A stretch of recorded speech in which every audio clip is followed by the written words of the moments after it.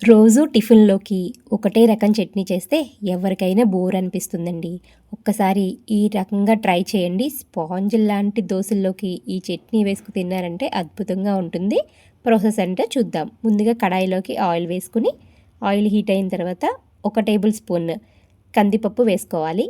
ఇవి బాగా దోరగా వేయించిన తర్వాత 1 ఇంచు అల్లం, 2 వెల్లుల్లి రెబ్బలు, చిన్న ఉల్లిపాయలు అయితేనే చట్నీ చాలా బాగుంటుందండి. మీ దగ్గర లేకపోతే ఒక మీడియం సైజు ఆనియన్ని చిన్న ముక్కల కింద కట్ చేసి వేసుకోండి.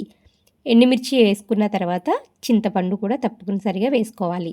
కొత్తిమీర కూడా వేసుకుని 2 నిమిషాలు వేయించుకుని స్టవ్ ఆఫ్ చేసిన తర్వాత వేయించిన 2 టేబుల్ స్పూన్ల పల్లీలు, 1 టేబుల్ స్పూన్లు పుట్నాల పప్పు వేసుకోండి.